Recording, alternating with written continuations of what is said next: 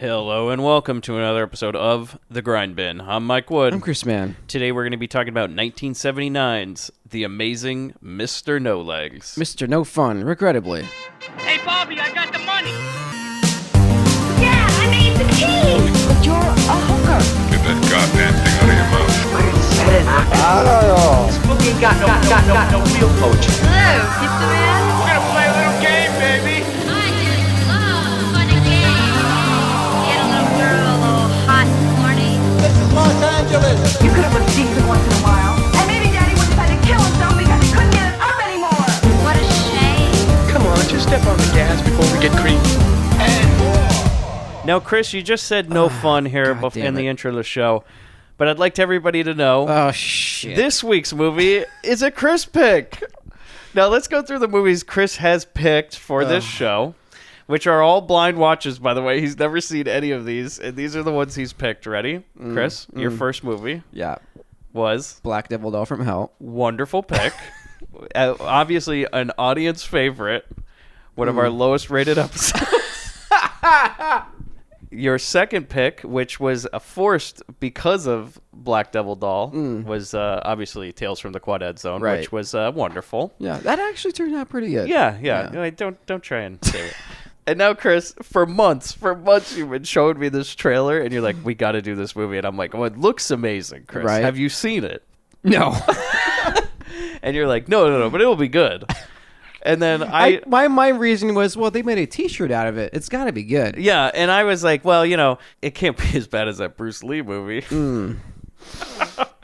Or can it? And then I was finally like, all right, Chris, let's just do it, Fuck it. We Yeah. won't watch it or anything. Let's just fire up the old No Legs, Yeah. And now you come to my house, to the Grindbin Studios, I hanging in shame. I darkened your doorway. Literally seconds after they announced the wrong picture there on the Oscars, Chris walks in ashamed, and I'm like, oh, what's up? No Legs.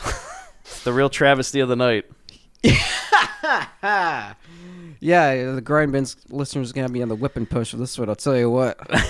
So here we go. Before we get to it, Chris, let's take a listen to the trailer. You are about to see scenes from an unusual film about an amazing man.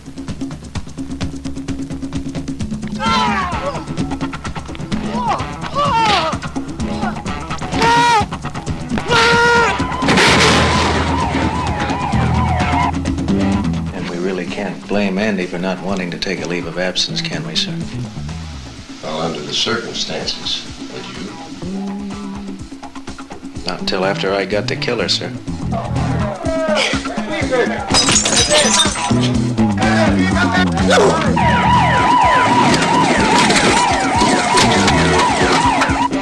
Something else for you to take care of.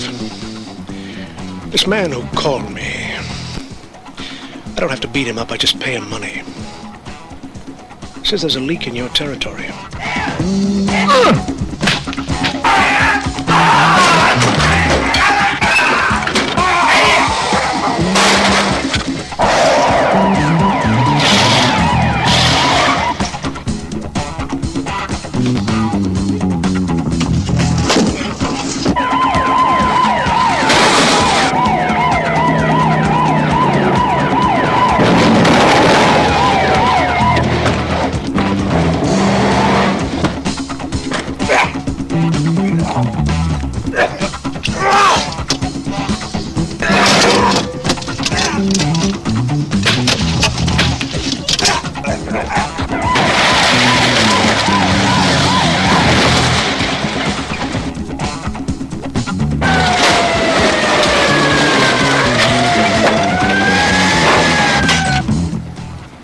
Plan on starting your own operation here?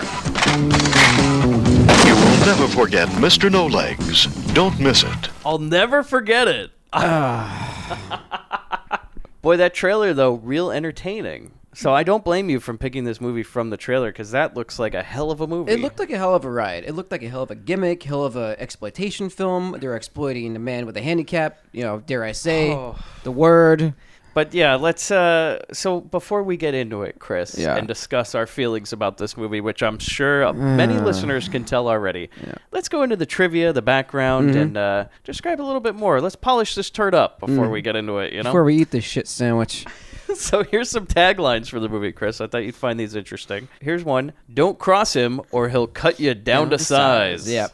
Here's another one, which I don't think is necessarily true. "You've never seen anyone like him, except if you've seen a paraplegic." His legs. "The cops want to get him. The mob wants to hit him, but no one wants to meet him face to face." That one I liked.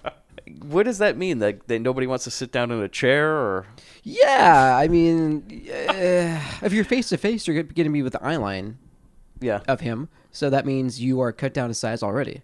Or you just You're don't giving him too much credit. I was just having fun. All right, so trivia. Yeah. One piece of trivia for this. John Agar, Yeah. who plays the chief, heavily decorated. revealed in an interview in Psychotronic magazine that he was actually never paid to be in this movie. So Well, surprise, surprise. I guess that check bounced, or maybe that cash was just some fake money from the movie or something. He blew it all in the wheelchair. They just give him a sack of money. They go, "All right, thanks, John. Don't count it here." No, really, John, don't count it here. But okay, now the background of this movie, Chris. Have you done any research on who made this movie? I try to stay blind to it as possible because I was just ashamed of it. Okay, you're going to be very interested to know Yeah. that the director and writer are quite the duo Yeah. for this movie. Yeah. And their background is interesting. Really? So here, let's start with Rico Browning, who's the director of this movie. Born in Okay, this is a biography by Tom Weaver there on IMDb, so I'm going to read some of this for you. Born in Fort Pierce, Florida, Rico Browning grew up near Jensen Beach and got a career started in diving and springboard diving in local water shows. By the time he was in his early 20s, he was producing underwater shows at Weeki Wachee Springs. I think that's how you say it. And topside water shows at Rainbow Springs and other locations. Now, you're probably wondering why I'm mentioning this. We'll get to it. After playing the Gill Men in the underwater scenes of Universal's Creature from the Black Lagoon in 1954 and its sequels, Revenge of the Creature and The Creature Walks Among Us, he got into the swim of film and TV product. What? Yeah. Jesus Christ. He got into film and TV production as a result of an encounter with producer Ivan Tors.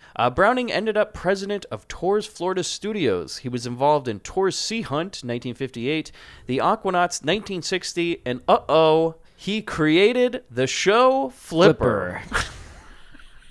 So you do know about him. So he also worked as a director above and below water.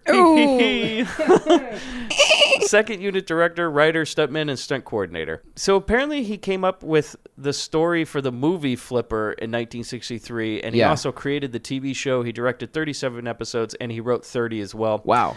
This is the last movie or thing he ever directed. So he went out on top, I guess. Oh, boy. He finally came up on land and just went right back under the A water. real Little Mermaid story. He hasn't really done much since, but he must be living high off the hog on that Flipper cash. So. Jack Cowden, who's the writer of this movie, also co-created the story for Flipper with Rico Browning. He also is credited as the co-creator of the show. He wrote 4 episodes. He wrote this movie and a few other sea-based movies with Rico, but this is pretty much the only thing they did on land. Yeah, no kidding. Like pretty much all of his other movies are all Flipper. Like he had one. Yeah, another one about a seal. Yeah. It's trash. Island Claws, Salty, I think was the seal Claws. one. Yeah. But then they were like, you know what? It's finally time. We're gonna make a movie on land. Oh God. I got this great idea for a story about a man with no legs.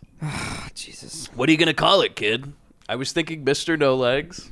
Okay, so here we get in the cast, Chris. Oh, unfortunately, he did he passed away last year. That's sad. And they didn't show him on the Oscar montage, by the way. Whatever. Which they also mentioned, now I feel really bad. Hey, Oscars and Grindbin. Yeah. We totally messed up the actor who did just pass away, Miguel Ferrer, who was in RoboCop and Blank Check and all sorts of great movies. We mentioned him during the Mikey episode. They did not put him in the memorandum slideshow at the Oscars, which is like, okay, well, it was one thing for us to blow his name and not mention it, but for real? Like... The guy was only in shitloads of movies, and his Right. father was a famous actor, and you just don't put him at all in the Oscars montage? Just glossed over him, yeah. And I mean, obviously, they didn't have time to put in Bill Paxton. Bill Paxton. Yeah. Because, he died the day of, today. We're recording this right after the Oscars aired. Right. But come on, man. They must listen. The people of the Academy must listen to this show, and they're like, yeah, fuck Miguel. We'll just cut him right out. Yeah. Nobody remembers him, right? They need to make room for someone else. So we get into the cast here. Richard, I guess it's pronounced Jekyll or Jackal. Jaeckel. Richard Jekyll, who plays Chuck. The fuck is that? Is that his partner? I thought he was the main guy. Who? No, I think that was Andy. Andy? I got to tell you, Chris, this is one of the most confusing. I mean, I couldn't make heads or tails of this thing. Yeah, there's mustache after mustache, and comb In over fact, after the comb only over. guy I knew, which I think his name is Andy. I just called him Mustache. Yeah. Because that's the only way I could identify him. I guess this is his partner, who I just wrote as partner in the notes, Yeah. Chuck. The partner doesn't have the mustache, obviously. Yeah, so this is Chuck. non-mustache. So this is Richard. Side part. Yeah. Yeah. Lifelong actor. He has 170 credits on IMDb. He passed away at the age of 70 in 1997. He was nominated for an Oscar for Best Supporting Actor in Sometimes a Great Nation in 1970. He was also in 1957, 3:10 to Yuma, 1967, The Dirty Dozen, 1984, Starman. I mean, he's in a lot of movies. Starman especially. Last credit, he was in Baywatch. I saw that, He played yeah. Ben Edwards in 28 episodes. Ron Slinker, who plays Andy... Well, this was his only credit. The main character of this movie was only in this movie, and also he was a professional wrestler. So they were like, I guess, before The Rock, there was Ron Slinker. I guess so. I mean, he's in Actor that. extraordinaire. I mean, he's in that Rob Van Dam movie, One of a Kind. So what do you want? Oh, no, that was just a documentary. Oh, really? Like he just apparently appears as a pro wrestler Oh, about his... Okay, so I looked it up. You mentioned Rob Van Dam, the pro Yeah. wrestler. He's the one, Ron Slinker, the guy in this movie, who told Rob Van Dam to use that name. He came up with that name for him because originally his name is some crazy, wherever he's from, name, like Rob Lincolnlich or something. Yeah. And he's like, you know what? How about just Rob Van Dam? Works. So then we get to Lloyd Bachner, who's D'Angelo. Oh, I guess that's the bad guy. I just call him Swanky Man. Because he lives in this swanky pad and he wears a suit all the time. Yeah. Is this the bad guy that appears out of nowhere at the end that just somehow... No. Chris, that's the chief. You see, there's so many fucking faces and names and mustaches. Okay, I know I what can't you keep mean. track of shit in this movie. Well, we'll get to it. So the Swanky Man, right? Yeah. The bad guy, the drug kingpin. Yeah. 212 credits for this guy. Longtime supporting actor, often played upper class snobs. Tons of TV, and he had recurring role on the soap opera Dynasty. He was also in 1991's Naked Gun 2.5 as the character Baggett. Yeah. John Agar, worked for free. Police Captain Hathaway, so the chief, apparently wasn't paid for this role, but he was in 95 other things. He was in a ton of stuff. Really? Well, he's a star. He's quite decorated. He as an actor. debuted opposite John Wayne, Henry Fonda, and Temple in John Ford's Ford Apache in 1948. He was also married to Shirley Temple, and the marriage ended in 1949 while his movie career continued. So he was basically got famous. He kind of married her, and his career took off, and then he was like, well, I don't need this girl anymore. And I looked, Chris, he didn't marry her as a child. He married her as an adult. I wouldn't have assumed as much. No, they were very close in age, so it wasn't... This wasn't like a Woody Allen. It wasn't like he was...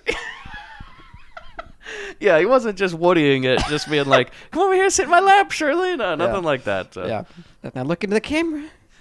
He was popular with fans of westerns and sci-fi flicks. Agar was a staple of film conventions and autograph shows. So he was definitely embracing his roles, and I'm sure he looked fondly upon this role in No Legs. Oh, I'm It's sure. one of his It finest came moments. up all the time at Christmas. So let's get into here Ted Volrath, Mr. No Legs himself. Oh, boy. So I'm going to read you a biography, Chris, by the one, the only, Woody Anders. And his theme song is playing now. Oh, he'll have one, trust me. You say this every time. Ted Volrath was born in 1934 in Harrisburg, Pennsylvania. Volrath served in the U.S. Marines and fought in the Korean War. Ted had to have both his legs amputated because of severe injuries received in combat, and he was only 18 years old. Jesus. He began training in the martial arts in 1967 and was the first person to earn a black belt in karate while training out of a wheelchair. Volrath eventually became a karate grandmaster and acquired black belts in several different styles of the martial arts. In 1971, Ted founded the Martial Arts for the Handicapable Incorporated. This organization is dedicated to teaching the martial arts to disabled people. Volrath made his sole foray into feature film acting with a solid performance as Lou. A solid, I don't know, Woody. That's giving him a little credit. Solid performance as Lou, a vicious and lethal enforcer for a drug dealer in the positively jaw-dropping, low-budget exploitation oddity, Mr. No Legs. Ted put on an impressively vigorous and exciting display of his martial arts prowess in a simply incredible protracted set piece, which occurs halfway through the picture. Okay, Woody? What the hell he's talking about? Moreover, Volrath also appeared in the documentary Let Me Live in Your World. Ted Volrath died on November 18th, 2001. Now, he says all these things about him being a black belt. Do we see many scenes of him utilizing this skill? A little bit, just like one, yeah. One fucking scene. Yeah. You have a paraplegic with no legs who knows how to do karate, who's a fucking black belt in karate, and you go, we don't need any of that karate bullshit. Just do it. Give him one scene and put it in slow motion. Of whom the movie is named The Amazing Mr. No Legs, and that's it. Yeah, and they're like, no, nobody wants to see him beat up anybody. Give him guns.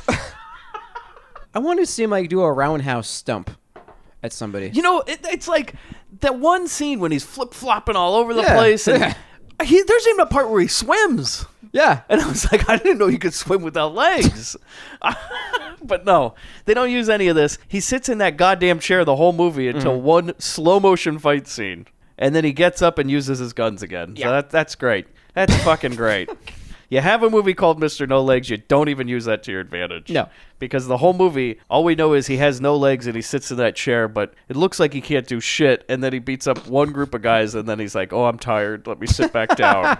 That was probably like, it's like some contract. Well, let's be real. No contract in this film. No one got paid. You have a guy that knows karate who has no legs, and the way he kills people in this movie, Chris, is guns and stabbings. Yeah. From the chair. Yeah. Never out of it.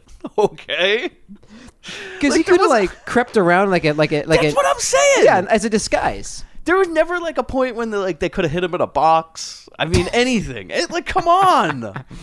Oh, and it would have been amazing. Like he hides like some magician like kids party, and like when they cut the guy in half, he's like comes out like. This is what I'm saying. You got a guy with no legs. Yeah. Use it. Mm-hmm. Well, we don't want to be offensive. It's called Mr. No Legs. We don't want to be offensive. Yeah. I mean, what were they doing? These guys are known for making Flipper. Also an animal with no legs that flips around and does all sorts of stunts, and they're like, oh, but we can't do that with a man. We had a part where he swam. Okay. He came up out of the water, did a flip, and came back down. No, I'll tell you, this one has got to be the most embarrassing credit in this. Rance Howard, who plays Lou, who is in this movie a lot. That's you heard that name correctly, audience. Rance Howard, Ron Howard's father, is in this movie as a main character. Yeah. Who the fuck knows why? 270 credits for this man, including being in Chinatown. Like, pretty much any movie you can think of, he's in. He's in every Ron Howard movie. Yeah. I should also say he's Clint Howard's dad, you know. We all love Clint. Yeah. Mm-hmm. I love Clint Howard. Here, go watch Ice Cream Man. It's a great movie. I might pick that one week. We'll see if it holds up to Mr. No Legs, Chris. Mr. No Legs. Mr. No Fun, as you said Mr. No Fun. I could have come up with some better, like, that can't stand on its own. All right, so let's get into this movie. This is going to be one of those episodes, everybody. One of those episodes. God. So here we go. We start out, Chris. We start strong, though, because we see Colonel Sanders. Like, literally, I'm not kidding, everybody. Colonel Sanders is in this movie. Yeah. He's dressed, by the way, now we're going to explain what he does. I think this is a wonderful outfit to wear to this type of work. A man literally dressed as Colonel Sanders. I mean, same beard, mustache, glasses, everything, pocket watch, white suit. a white 3-piece suit. Yeah. Rolling, like, I guess I thought at first he was counting money or making bullets or something. Yeah, but they're like rolling cigars, or what are they fucking so, doing? okay, now this makes no fucking sense. Yeah. All right. So basically, Rance Howard shows up to this place, okay? And we learn that this thing they're doing is basically they're making cigars, right? Yeah. But, so, I don't understand the goal of this criminal operation. So they're making cigars in this factory, all right? Right. And so, like, they have a bunch of tobacco in one bag that Rance Howard, like, goes over and picks up, and he, like, pulls out these tobacco leaves, and then there's bags of cocaine wrapped in tobacco leaves. Yeah. And then they're making cigars with the tobacco leaves, but putting pills into it? Right. They're putting, like, cocaine. What the fuck? What the fuck is the plan? You've already got the drugs in. Yeah. You've got the cocaine. What are the pills? I thought they're putting they're putting the cocaine in the pills. Is it like easier to measure? No, they're not making pills out of the cocaine. They just have pills. I thought they were like putting the cocaine in the pills. Chris, what I see is there's cocaine. Yeah. Which they've already smuggled in. You've succeeded. The cocaine is in the U.S. Give it to the dealers. They can go sell it. Yeah. Now, for some reason, they're rolling pills into cigars, which they will later sell in another scene out of a lunch wagon to, I don't know who, a vagrant man on the street with half a shirt. I don't know the plan. Like, this has been going through my head for over a fucking day. I don't know the plan. I don't know the criminal enterprise in this movie. They already have the drugs. Now we're rewrapping them and distributing them again? Yeah, I don't get it. Because they want to sell it in public. It's a good cover. But they're not drug dealers. They're drug traffickers. Yeah. They've received the drug. They have the product. Then they're re-trafficking. So they're just like some sort of middlemen. They're their own middlemen. They're like, well, we don't need the cocaine part. That's great. We got that. Yeah. Let's put this, I don't know, Xanax or something in these cigars and sell it. I swear to Christ, look back. They are putting the cocaine in these pills. I think. No, but in pills. Because they're not capsules. Like, they're crushed. They're hard pills. Yeah. Like a Bayer aspirin, okay? Yeah. It's like... You're telling me, Chris, that they take the cocaine that they've already got into the country, crush it down into pills, repackage it to traffic it again, which some guy is then going to take those pills, re-put it into powder? Yeah. Just wrap a fucking pack of cocaine in. Are plastic bags that expensive that we can just... Stick it up your ass, job done. You can basically go anywhere. And then the whole point of getting... Okay, you've... smuggled the drugs in with tobacco, by the way. Yeah. It's not going to taste good. It's not going to smell good. It's not going to feel good. You just go like, well, we can't waste this tobacco. We better roll this into cigars and sell aspirins through it. And for some reason, we've hired Colonel Sanders and his friend who wear white suits and literally the most dirty job you can imagine, which is to roll cigars in white suits.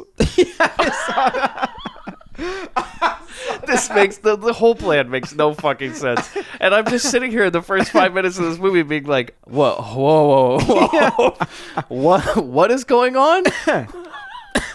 I was immediately like, the first 5 minutes, Chris, I paused it and I just audibly sighed and said, Chris, he's done it again. What do you want? The movie to be good? The problem is we have a good movie. It ends up like Fight for Your Life, where we can't air it. Where it's like it's too good. There's not much of a conversation. Well, this one doesn't have this problem. That's for sure. It's got to teeter on bad enough. No. I agree with you, Chris. I also said let's blind watch this one. Yeah. I just want to blame it on somebody. All right, so basically Rance Howard shows up and he just kind of like watches around, also in confusion on what's going on, being like, "Oh yeah, so what are we doing here, guys? You're making the cigars or something? I don't know. Good work. Okay, sounds good." Pat on the shoulder. And so he goes over, he pulls out this big pile of cocaine, he tastes it, and then spits it out like it's disgusting and goes, "This is the good stuff." Yeah. If it's the good stuff, then fucking don't spit it out. You never see in a movie where the guy tastes the cocaine. He usually just goes, and this one he's like, "This is the good stuff." The thing on set, it was actually like ground up aspirin. That's why he did that. Maybe it's not cocaine. Maybe it's just ground up aspirin, and this whole thing is like just to somehow sell aspirins for cheaper. This is why it's not working, Chris. Yeah. The whole operation, it's just gone to shit. They're trying to like, they think somehow it's like more expensive in Canada to get aspirin, so they're trying to do it in the U.S. It would make even more sense for this movie if then they packaged those cigars and then for some reason shipped it back to Mexico. They're like, well, then they send it back unwrapped. With a little note. Then they send it back to us unwrapped. So, but then they rewrap the cigars. So then we actually just end up with the cigars. So. It's actually cigar laundering is what we're doing here. And we say they're from Cuba. But they're actually made by Colonel Sanders and his friend. His secret recipe. This is all one thing.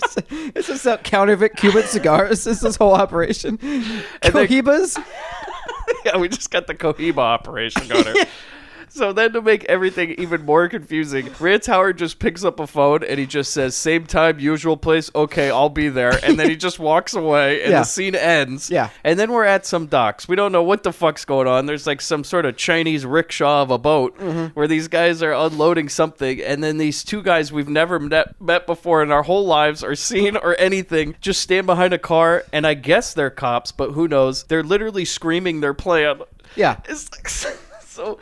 This is like if you've ever seen that. What's that Steven Seagal movie? In the very beginning of the movie is the most amazing. Oh yeah, movie. It's not 7-Year Storm. That's what it was going to be called. Yeah, yeah. It's that Hard to Kill. Hard to Kill. Yeah. When he just in the beginning of the movie he's on a stakeout and he's got all this recording equipment and he's just yelling loudly and banging things around. This is what these guys are doing. They're standing 5 feet from these guys unloading the boat, and then a guy runs up. His partner runs up behind him. Mustache man and this guy. I don't even know if this is the same partner. I think this is just another guy. I think so. That we never see again ever. No. And then he goes up. He goes, all right, hey, hello, friend, cop. What are we doing here? And he's like, well, there's the guys. Let's go over there and beat them up. And he's like, okay, sounds good. 2 men against 50. And their plan, Chris, this is amazing. So the way these cops get these guys, right? Yeah. Is they just walk up slowly to the boat, and then the guy like takes it out of his pocket and goes, hi, we're the police. And then the guy just starts fighting. They get in some big fight. Yeah. And then 2 guys with 1 gun apparently take down an entire criminal operation. That's the whole problem I have a lot with this film is like 1 solitary weapon can do so much damage, yet... Okay, and this is the funniest part. They have 1 man handcuffed, and they're already like... Okay, so they have a guy handcuffed. All the other people are still standing. Yeah. Apparently waiting for their arrest. Yeah. Which I guess they didn't call backup. I don't know how they're going to fit 12 guys in a fucking car. No one calls fucking backup in this movie. Can you guys wait here? We're going to Yeah. run him to the station. Yeah. We'll be watching. Yeah. Stay here. Just stay here, okay? Can you please, get on the boat. We'll be back. Yeah, Don't go anywhere. The eye of justice is watching. So apparently these 2 guys with no backup are going to arrest 12 guys with 1 car. You know what he which, by said? the way, they drive a Camaro, which I think is only a fucking 2-seater. Yeah. So This bright orange Camaro. it's like to fit 12 guys like a clown car in the trunk. Oh, dude, they strap them to the top like pancakes. But this is the best part. They've arrested 1 man. So they only have 1 pair of handcuffs. And they've arrested 1 guy, and they have the only gun aimed on his head. Yeah. Like he's going to do the problem. And the other guys are just standing there looking around like, when do we run? Yeah. Who's giving the cue? Who's assuming the command of our little gang? Like, what's the hierarchy here? Like, who calls the shots? Who knows? Yeah. The scene just ends. It literally just ends. He just goes, book him. Yeah. Done. Right. Okay, well, we'll take your word for it. So then we just go back to this warehouse, right? Okay, so these guys and Rance Howard are just like, I don't know if they're loading or unloading this truck. It's not clear because they're skimming. They're skimming some off the top. What the fuck is going on? Like, okay, I see men putting things in a truck, I think, but maybe they're taking it out of a truck. I don't know. They're getting ready to re-traffic it. So, like, Rance Howard, like, does all this stuff, right? And then apparently something's correct, and he walks over to these guys, these dock loader guys, and he's like, hey, yeah, thanks for your work. And the guy's like, oh, okay. And then he, like, signs a paper, and Rance Howard gives him money and then drives off. And then the guy, one of the dock workers, reaches into the tobacco bags that I guess they've left there? Yeah. What the fuck's going on? So they're just going to leave it unattended? Is there like a pickup? This is not the cigars. This is the the tobacco. Yeah. Because the guy opens up one of the bags, takes out a bag of cocaine from the tobacco, which is sitting right on top. Uh-huh. Like, this is fucking Dolomite, and you Yeah. just lift up a fish, and, oh, there's the drugs. Right. But it's just, like, okay, so hold on. They've just left the product there? Yeah. Yes. What is going on? Completely unattended. Or are they there to watch it? And that's where they're like, oh, you know, while we're here, let's give them some, a little something for us. I have no idea. I have no idea. Because that's when, Because everybody, like, mumbles. Oh, okay. So I'm good. I'm not the only one who couldn't hear anything. No, they, like, kind of, because his one guy, so there's two guys that have unloaded or loaded. We don't know. Yeah. And then he just says, like, hey, you doing something? And he's like, yeah, it's getting some of this cocaine. Yeah. And then Mr. No Legs just rolls up. Yep. Okay. And You guys looking to start your own operation? And just, okay, so Chris, explain to me, No Legs has the most unwieldy wheelchair I've ever seen. This is like a Home Alone wheelchair. Like Macaulay himself could have made this. A little 9-year-old Macaulay in a garage. It's got like this, like, metal boxes, rectangular boxes on each side of the arm. Giant. Literally a foot tall, these boxes, which would make the sitting in the chair very uncomfortable. Yeah, it's like a torture throne. Like, if you will. Constantly have to raise your arms up. Yeah, the blood's gonna be like rushing down your the rest of your extremities, but not to your hands. And so we don't really see him. Yeah, he like kind of throws his arms down, hits some kind of a lever or switch, and these shotguns appear. 2 double barrel shotguns. Yeah. Like one on each side. Yeah. Amazingly cool though. Oh, like, this is the coolest badass. thing in the whole movie. Badass. And that's, I guess they are calibrated and in such a way that they can hit whatever target is in front of them. But his aim is incredible. It's impeccable. I mean, we're talking gold medalist here. Like, we might want to consult Sean on this. If we can, if Sean can build this wheelchair for Grindbin, we can test it out. Right, we'll make the trip over there to visit Sean in this wheelchair, and we'll take turns. Yes, our gun expert, who is a very good friend of this show, he Yeah. also donates to this show to keep it running. Sean Thompson over at looserounds.com. Sean, can you make us a wheelchair with 2 double-barrel shotguns, one on each side, that Chris can ride around in and just shoot targets? I want to roll him out of the straight arrow and just boom, boom. Okay, so No Legs, then he shoots those guys. Yeah. Right? Mm-hmm. And then some shadowy figure rolls up in a car and says something like he got ripped off, and then his guys tell Mr. No Legs to leave. Yeah, there's something about Bayer in there. I'm like, that's what he told him. And I'm like, wait, I'm sorry, what? Hold on, wait, hold up. Yeah. You've killed 2 men. Yeah. You've left product. There's cocaine right by those guys. Right. So when the cops come, they're just going to be like, oh, I guess it's just a dead guy. And by the way, No Legs doesn't clean it up. No. He just fucking leaves. And somebody's apparently called the cops, because the next thing is the police dispatcher saying there's like 2 dead guys. Okay. We'll never follow up on this, by the way. Never. Might I say the dispatcher gets more screen time than No Legs? Yeah. Oh, yeah. You're right. Yeah. So we see this dispatcher. We'll never know her name, but you're right. More screen time than No Legs. Right. She says something like 2 guys were shot. They just leave the dead bodies right next to the cocaine. Well, how do you think? Do you want No Legs to clean it up himself? Like, just kind of drag him on Okay, his this is side? another thing. Is like No Legs has a great racket running. Yeah. He literally does nothing. His excuse is like, well, I'm in the chair. Everybody's got to do everything else for me. Yeah. So pretty much all No Legs does is just order other people to do stuff for him. So he basically, No Legs spends most of the movie just telling other people to pick things up and move things, or like, go do that for me, open that door. Yeah. Open that door. Wipe this anus. Get really deep in there. 2 fingers, not 1. I can feel it. All right. So like, he's supposed to be portrayed as handy capable, but he is. He definitely is not. Yeah. For most of the movie. Oh, he's milking it really hard. He's completely self-sufficient.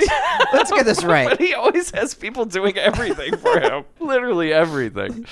So, okay, basically they're done here, right? Yeah. They just leave the bodies with the cocaine and the tobacco, and they're just like, fuck it. You know, no. It doesn't matter. Which, by the way, we'll never follow up on. I guess the cops never decided to like look for clues or evidence of like why these men were shot. What are these bags just sitting in the middle of this room that are covered with a burlap sack? Oh, nothing. We don't have to look in there. The drug sniffing dog is going crazy, sir. Well, he must want to pee. Well, just get him out of here. He smells bacon bits in my pockets. Trust me, there's nothing here. It's just a dock, you know. There's no sort of drugs traffic through this area. Okay, so then we go to some new building, right? And this big white truck pulls up, and some guy just kind of waves. I have no clue what this is. And then all of a sudden, I guess I find out that this is Rance Howard and these guys, and now they're re-unloading a truck. Because thank God, the first fucking 20 minutes of this movie is one man loading a truck, then another man unloading it, and we have to watch the whole goddamn process, by the way. I'm like, look at my watch, I'm like, 15 fucking minutes in this movie, and I've seen more truck unloading and loading. I thought this was a UPS training video. I started watching it. Like, no, we're not exaggerating. Like, there are multiple scenes and shots of guys, like, lifting and pulling it off the truck. You know, you watch the whole fucking thing come over. Beep, beep, beep. Yeah. So we watch guys unload this truck for a while, and I guess it has cigars or maybe pills in cigars. And I write, what's the deal with the cocaine? Where does that end up? Then we just watch Rance Howard unload for a while, but then we all of a sudden cut to a swanky party with Mr. Swankman himself. Yep. We just randomly cut to this swanky party. We have no idea where we are, what is happening. No establishing shots in this film are really used. And we just see Swankman, who's apparently named D'Angelo, just walking around, and I'm like, I guess he's a business guy or a politician or something. Because he knows everybody there. He's walking around, and we just need to see him talk for like 3 minutes of him just talking to random people, being like, oh, how you doing? Hey, how's the kids? One guy he walks up to, he calls him Senator, you know, so we know he's a powerful man. Yeah. I assume he's a drug kingpin, but I don't know. This could be Hugh Hefner. I have no idea. Yeah. Like, I don't know what's going on. And let's let everyone know, like, the transfer quality of the version that we watched. Oh, my Lord. It is like a sixth generation, like, video store VHS copy. Oh, yeah, it's bad. Yeah. It is bad. And this is the first time in my notes I write, this is very different from a Flipper episode. But I do remember all that truck unloading and loading in Flipper. There was a lot of that. So Flipper had that little trucker hat on. He was working that lever. So then No Leg shows up to the party, and he knows this Swank man. And I wrote, do I know this man or do I not? What the fuck is happening? No, I don't know. These are my notes, Chris. I know. Then we go back to that truck where Rance Howard is, right? Yeah. And so he unloads the truck, and I guess this is near the party, but damned if I know. This movie is very geographically challenged. Then some, quote, college kid gets paid by Lou, right? Okay, so Rance Howard, like, pays these kids, and he's all, okay, hey, thanks for the job. Something about, like, are you going to go to that party? And he's like, oh, no, I got to go hit the books, you know. Got a big test this week, sir. Yeah. Thanks for the drug money. And then we follow this kid, right? And he goes home, and his girlfriend is there, and she's going to leave him because she apparently found it looks like a stale banana. Yeah, she found either an unrolled cigar full of pills or... Yeah, no, this is where it gets even weirder. Yeah. So she's found an unrolled cigar of pills or tobacco with cocaine in it or something. I don't know which step she found in the process. Yeah, where they were apparently hidden. he's bringing home his work with him. Yeah. You know, and I guess a syringe, like you said. Which Yeah, where there's a does syringe that there. fit into the equation? How do you inject Are we bear? are we just injecting cocaine into ourselves at this point as a powder? By the way, You gotta really go at that needle, man. It's a lot of force. It's like comes out like a poof. I'm like, I'm sitting here going, like, look, do these Flipper guys even know how drugs work? Like, and then somebody told them afterwards, like, you know, you put the cocaine up the nose. They're like, what? Yeah. I thought it was in pill form. Yeah. They're sitting there like eating marijuana. Not at the parties I've been to. Yeah. Yeah, you've never had edible cocaine. Sprinkle it on a birthday cake, you know? A little powdered donut. Yeah. So then he goes home. All right, so his girlfriend's going to leave, right? Yeah. Because she found the drug, I guess a drug. We don't know yet. It might just be aspirin. And she's like, oh my God, what are you doing? And he's like, no, it's not what you think. I'm just doing it for the money to pay tuition. And she's like having all sorts of problems with this, rightfully so. And he's like, no, it's just for college. I'm a college kid, you know? It's just a job. Yeah. Starving students. I'm like...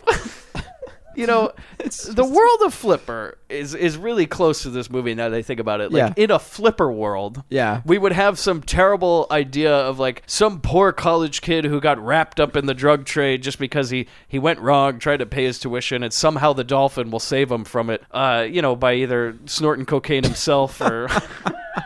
maybe splashing a little water on it, you know? The water, washes all the cocaine away. But in this world, when would a college kid, like, I have never met a college kid in my life. Now, I've known I've heard of them selling weed. Okay. Oh, yeah. But I've never known of a college kid, like, looking for work with drug traffickers being like, oh, you need somebody to unload that drug truck? I'll be great, okay? Yeah. Just need to pay my tuition. Really, thanks for the opportunity, guys. I got half a semester left. A little something on the top to pay dad back. He's like, hey, guy, Done. you know, the Starbucks is hiring. It's a little bit less of a challenge. Like, you might want to look at a restaurant. A lot you know? less lethal. If you want to be a stock guy, go down to Walmart. Hey, Costco's starting at $13 an hour right now, just so you know. There you go to Costco, okay? Yeah. The drug trafficking, maybe not the best idea for a USC student. I'm just saying, there are better ways. Yeah. So the girl's leaving, rightfully so. And he oh my God. Okay, so explain to me what happens, Okay. Chris. So she's leaving all in a huff, and he's trying to tell her not to go, and it's not that he gets rough with her, but he handles her a little too hard, not to be abusive or anything. She's leaving, and he just kind of helps her along her way a little bit. Fine, you want to get out? And she's miraculously Skull meets CRT television. But we don't see it. No, unfortunately. We just see her fall off screen. Yeah. And you hear like a crash. Yeah. And he's like, oh no. Like, this is like the beginning of a Flipper episode. Like, that episode where Flipper covered up that murder for that boy. Throw some water on it. I wanted to see. Okay, I'm sorry. Hold on. Okay. Does every episode of Flipper end with the solution being throw a little water on it? Like, I'm just wondering. Like, does Flipper always just like pull a string or like, I don't know, blow up a boat or just flip some water on it? Well, no, he's wearing a black ski cap and a black turtleneck. He has a crowbar and one flipper. How many solutions to problems? I mean, we have 100 episodes of this fucking Flipper show. Yeah. How many solutions? I mean, how many problems happen at the docks that you need a dolphin to solve? No. Like, what do they live in fucking Colombia in that show? Like, Yeah. I mean, what is going on at that dock? You think at some point the police would want to be interested? Like, there's hundreds of crimes solved by a dolphin. Yeah. Maybe we need to be down here more often. Bodies are piling up with blowhole wounds. Where every week we're down here and this fucking dolphin has apparently solved a crime. Yeah. Look, kid, you can't solve all your problems by throwing a little water on them unless you're this dolphin, apparently. Yeah. We don't know what's going on, but bodies are piling up. Blowholes are blocked. We don't know what the fuck is going on here. We either got to deputize this dolphin or cuff it.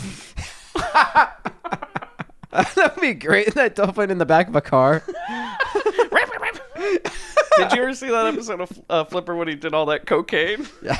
And he started ramming his head against the window of the cop car trying to get out. Why do you think they call him Flipper? He was flipping out, you know? He's sitting there, he's fucking sitting in the water doing backflips, you know? What if what gave Flipper his powers was that he would just just snort some coke? So okay, we've gotten way off topic. I think we're right on topic. Basically, this girl falls into a TV, I guess back of the head first, and dies. I think it was face first. Well, was it face first? I think so. It literally makes no sense. The next shot is a TV on the ground bashed. And by the way, her head hit that TV hard. Yeah. Because this thing is like somebody took a baseball bat to it. Mm-hmm. I mean, I know she was hard-headed, but... Oh! So apparently, she has died accidentally by falling into a TV. Mm-hmm. Okay? And so the kid's like, oh, fuck, I don't know what to do. Because he literally has blood on his hands because he puts his hand in a pool of blood and then he looks at it and he's like, I love it when they do that. I have blood on my hands. I love it when they do that. Like, I got to feel around to make sure she's dead. Yeah, uh-oh. So instead of calling the police and trying to... I mean, this is 1979. I'm sure you could get away with it. Probably. She fell. You know, we see this all the time. You wouldn't believe how common this is. The woman falls. They're so clumsy. I mean, look at this floor plan. Come on. These women, I'll tell you, I don't know how many ones I've done this week where a woman just falls. They got to learn how to walk. Yeah. Last week was a glass coffee table. And we don't know how she went back of the head first into that TV, you know? That's a real conundrum. That's a real head bash. I scratch him. And by the way, with a lot of force, she went into this TV. But he calls up Rance Howard, right? Yeah. And he's like, hey, can you come over? I need your help. And so Rance Howard and Mr. No Legs come over, and they like are surveying the scene. They've waited hours now. They're just sitting on the couch thinking. Like, what are we going to do with his body? Meanwhile, we pan back, and it's now a skeleton. Okay. It's starting to smell at this point, for sure. For sure. And then we have literally the stupidest fucking idea I've ever seen. Again, this is real flipper logic here. Yeah. Rance Howard's solution to this problem is he goes like, okay, kid, we're going to solve this. What we're going to do is this. And he picks up a syringe, I'm guessing full of cocaine. Full of the powder. And tobacco. Cocaine and tobacco. And then he injects it into a dead woman. And he goes like, they'll think she OD'd. And I go, no. The blood is no longer flowing. Yeah. It's not going to be anywhere in the system. It's not going to be anywhere near the heart. It's like a clump of cocaine in her arm or something. It's like this little bump. It makes no sense. No. He goes like, they'll think she OD'd. And then she fell and hit her head. And I'm like, okay. So, yeah, you know what? How you solve all your problems? Just inject a little bit of cocaine in her, you know? They'll never know. We need to find these flipper marks around where this needle was going. Throw some water on it. So then, okay, basically, after this, right, we go to the police station. Oh, God. Now, this is the most confusing shit I've ever seen in my life.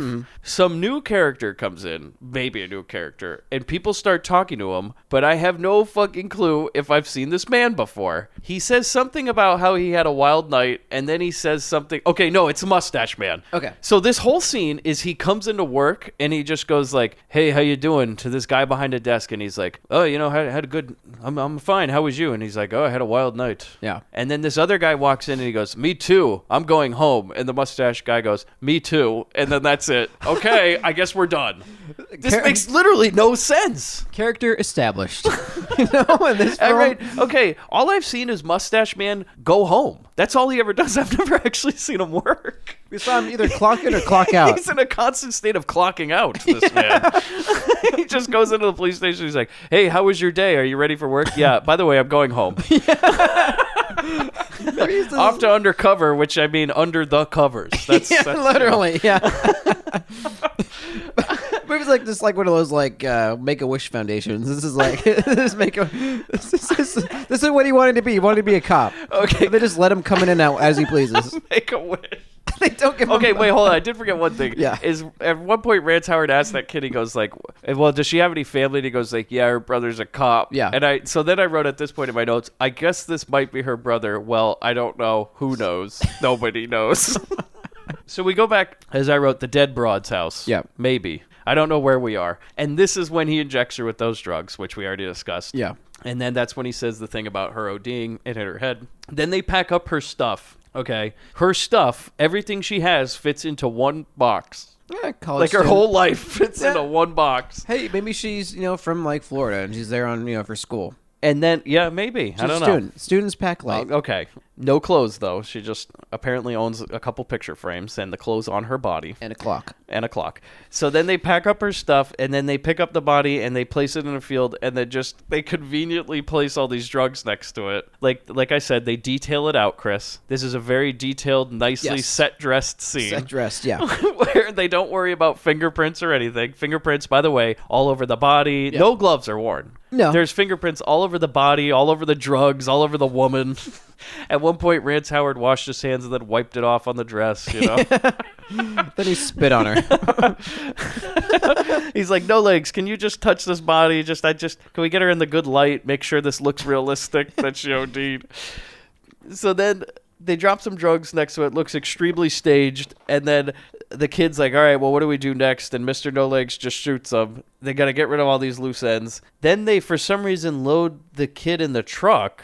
And this is right. I write, well, Lou does, because No Legs doesn't do anything. Right. He just tells everybody else to lift. No Legs just pulls the trigger. Yeah, He's a you're trigger right. man. You're right. He's a trigger man. Yeah. So then we go to the hospital, right? Yeah. And then I say, okay, so a man. All right, this makes no sense. This is the most literally why this movie is just like I said. I couldn't make heads or tails of this thing. Right. Confounding. So a guy is in the morgue, okay? Yeah. Who we will later find out is not her brother, but the partner. But we don't know this. We don't know who's her brother. So we see this guy in this room, right? Side part man, not mustache man. No. Clean-shaven man. Oh, yeah. And he's talking to the doctor, and he's like, I write in my notes, well, the brother cop comes in to ID his sister, and it's certainly not that guy we saw 5 minutes ago with the mustache. So what was that about? Then, wait, I'm not sure. Maybe her brother is that mustache cop. And the other guy, so the other partner, who's not her brother, starts talking to the doctor and saying something about, quote, telling him about it. Yeah. And then the doctor says something about how he is more family than the other guy. Yeah, let me break it to him. I'm like, what the fuck is going on? Yeah, they're just all they're doing is like saying, "Oh, this is the body of so and so who is a cop, and he's coming in, and one of us has to break it to him. But I'm the doctor; I should break it to him. I'm more qualified." Yeah, and Yeah. we're like, okay, so the doctor, who are these people? Yeah. What are we talking about? Is this the dead girl? I don't really even know. No, I don't know either. Then this guy who knows who he is, the partner guy, who the fuck knows who this guy is, says he will, quote, be there if he needs him, and he's going to leave. And then the mustache guy shows up, and he is her brother. Yeah. And I write in my notes, in all capital letters, by the way, I'm going to read it to you. So why the fuck did we have this other random idiot fucking show up and waste our damn time for 2 minutes talking about the brother when the brother could have just walked through the fucking door himself and we could have just got the scene? Yeah. What did this add? The fact that he has a relationship with his partner. Other That's than it. confusion, Yeah. what the fuck did this add? And my God, the brother's reaction. This guy, Yeah. obviously a professional wrestler, because his reaction is as such. Yeah. The doctor pulls up the sheet and he's like, ah! Well, my favorite is like, he's like, let me break it to him. I know how to break it to him better. All he says is, I'm sorry. And then undoes like the cloth. Let me break it to him. Ready? Are you ready? 1, 2, 3. They're so like, Okay, 1, 2. Oh, I didn't say 3. Yeah. Oh no. yeah, there's like no easing him into it. Like the death of a family member. It's like, I mean, this guy's reaction is about as good as a wrestler when somebody betrays them. You know, he's like, "Oh no!" where the chair gets slid into the ring. Oh! yeah, it's. So then we go to this bar, all right? And Yeah. now this movie just goes off the fucking rails at this point. The mustache brother is drinking, okay? Yeah. And no, this makes no fucking sense. We see a man sitting at a bar. Then we hear somebody talking off screen in the audio, and it sounds like a mistake. Yeah, it's like somebody talking at a volume we can hear but not understand. Yeah. Just one person going like, "Hey, we just want to do this thing." Mm-hmm. And we hear this, and we're like, "Where is this voice coming from?" We'll never find out. No. Because it doesn't matter. We've just, for some reason, mixed this into the sound. Then we see, by the way, I've called this bar the seizure bar. Oh, good. Because those lights? explain to me, what is behind the bar? There's like these weird, like rectangular line of like circular lights. Like that's all strobe. Okay, imagine a wall of circular strobe lights, all different Yeah. colors. Yeah. And you're like, my lord, I mean, do they want you to leave quickly or what? Like, No, but they want this, like, they want a rotating, door of customers in and out. they need a warning. Like, seizures might happen in this place. They wonder why their customers are keeling over and flopping all over the ground like a flipper. I don't know what's going on. Maybe change all those strobe lights you got, Yeah. By the way, this isn't a dance club. This is just like a weird loungy singing club. What is the name of the band that plays? I totally forgot. Okay, I don't know the name, but this is Chris. Goddamn this movie, and goddamn every movie that does this. I've now figured out how to tell a movie is bad. This is now a universal sign, everybody. So take heed and take warning. Mm-hmm. People clap and a guy comes on stage to introduce a group who's going to sing a song. And I write, I've learned that any of these movies we cover that have stage acts are going to be terrible. Yeah. It is a universal sign. If you are watching a movie and at some point somebody says, and now we would like to present somebody singing their full song from their hit album. Oh, boy. Turn it off. Turn it off. Because the fucking times I have written down for stage acts, by the way, Lunch Wagon. Yep. Night Patrol. Yep. And Jekyll and Hyde. Yep. Now we can add Mr. No Legs. Mr. No Legs. All winners. All winners. So then these people sing a song that sucks, right? Mm-hmm. So basically, I don't know what the band's name is, Chris, but it's a guy that looks like Jonah Hill and a woman, and they just like, I guess it's some sort of Sonny and Cher type duet. Yeah, because the guy kind of does this penguin saunter when he sings.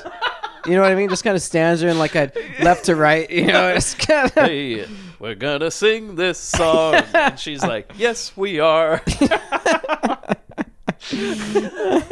And these people sing a song that sucks. Yeah. And we watch the mustache guy. Okay, now they've literally done a shot of this. We watch a shot of the mustache man stand up from the bar, walk over to a table, and then just sit down again. Yeah, like was the view not good enough? And I write, okay, it gets worse.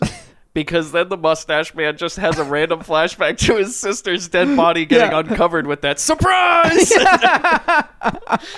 over the people's song. Yeah. So it's like these people have their hit song, their quote hit song in the movie, and they're like, by the way, I hope you don't mind the trigger warning during your during the song, he's gonna be, it's a sad song. It's a wonderful song, but it's very sad. Yeah.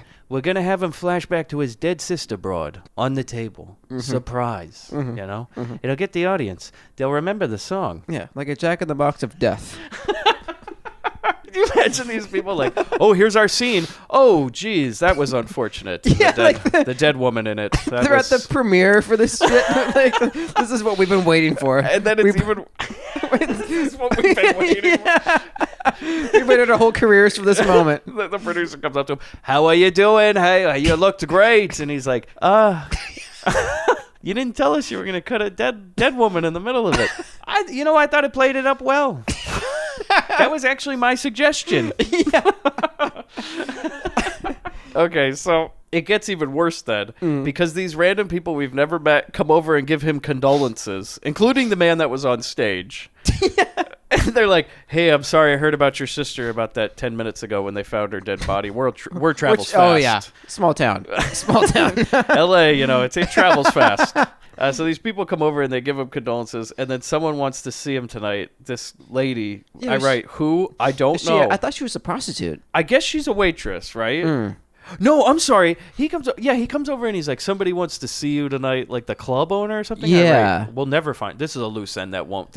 Trust me, this is a string that will not be pulled. We'll never find out this one. Shit. Let's mention a name. By the way, we never mention anybody else's name. Let's mention names of people we'll never meet, because you know how to make your audience really engaged. Throw out random names and make us put a face to a name. Like, Invasion of the Big Girls.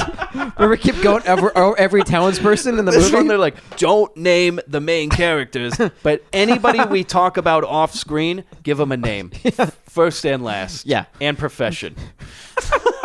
We really want to build a rich world around this film that people can immerse themselves in. So yeah, some waitress says, can you come back to my house? And I guess he's going to go fuck her. Yeah. Wow. That's what happens. This is, okay, everybody. I have now seen The Greatest Room in my life. Oh my God, thank you. Okay. Now, we just finished talking about one of the best movies we've ever covered on this show, twice now, The Van. Yeah. This lady, this waitress, lives inside the Straight Arrow. She does. But as a full house. I've never seen anything like this in my life. I know. The bed? What the fuck was that? The bed, is the floor. Yeah. This lady lives in either a one-bedroom apartment that is literally a waterbed, a shag waterbed as the floor, or it's just it's the inside of the Straight Arrow, but I guess if you're like Doctor Who and you walk in that TARDIS thing, it becomes a giant room. Because did you see the comforter on this shit? It was like Big Bird's skin. This lady lives in the straight arrow. Yeah. It's so much fucking shag. Like, the walls are shagged. The fucking, like you said, the cover is like Big Bird. And like, she even comes out in a white dress that's like big and giant and flowy. And apparently she's going to go to bed in this thing? Yeah. Like, it's the most, like... If this was lingerie, it is literally the most unsexy lingerie you could buy. There's no more clothes you could put on. I mean, I guess unless your fetish is to take off lots of clothing. Yeah, it's the lead up, Mike. It's the lead up. This serves literally no purpose in terms of seduction. Like that's a slow burn. You know what? I'll tell you one thing. Yeah, it's always great when you're both very aroused, and then you have to take off multiple layers of clothing. Right. That would be wonderful. The corduroy coat has to come off first. It's the second chance lingerie. So it's like, maybe you don't. Let's let everybody think about it, you know? Like, before we make the bad decision, we'll give ourselves 5 minutes to undo everything and then go, you know, I'm not feeling it anymore. On second thought. Yeah. That's the name of the brand. On second thought. Let's get the rain slicker. All bets are off. Yeah, but this is amazing. I mean, literally, the straight arrow has a room. I'm so glad you noticed this. Yeah, I love this, man. You kidding me? I wish they would have painted over to like a bubble dome window. I know, because, okay, this, by the way, this is the scariest room I've ever seen because it is the inside of the straight arrow, but it's a giant room and, like, no windows. No windows. It's just like a black room, like black. It is a box. Everything is fucking shagged box. Yeah. She lives in like a shagged studio room. Yeah. And the whole floor, I think, is a waterbed. It's like walking on the... Oh, God. This is the most amazing room I've ever seen. You feel like Jesus walking on water whenever you walk into this room. So Mustache Man's like lying in bed, and she just kisses him on the forehead, and they lie down, scene over, because we really needed this. I know.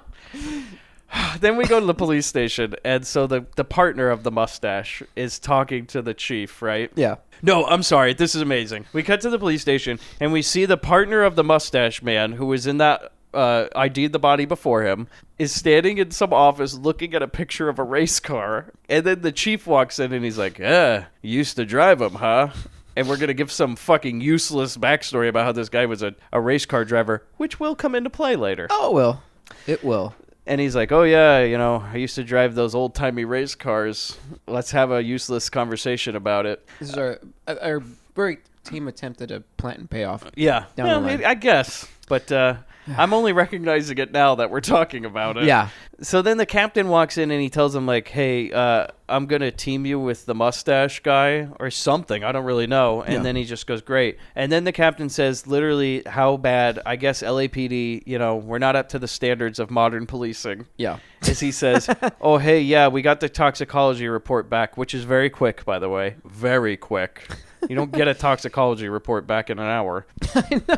Like, Does not happen. They do it in the elevator. They can't even find out when how a celebrity died for weeks because the toxicology reports, they're like, well, in 79, you know, you just kind of take some of that blood out, shake it around, and look at it, and you go, You got to hold it up to the light in a certain way, in a certain angle, and then it shows up. oh, drugs. So he says to him, the toxicology report says that she OD'd after her organs didn't work anymore. And I write, how could you tell that?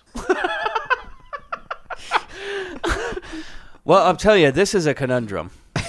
She OD'd, but she was dead. We're not really sure how it happened, but she did OD, so we're going to list that as cause of death. Not blunt force trauma. Yeah. The thing with the head, I think, is an unfortunate side effect of this whole deal. We don't think that had anything to do with her dying before. Yeah, it has to do with ODing while dead. Yeah, real weird one. It's a head scratcher. And then somehow she fell on her head. Who knows? I mean, in this world nowadays, these women are falling over all over the place. They're dropping like fucking flies. And then the young guy says, like, well, I'll catch the killer. And I'm like, great.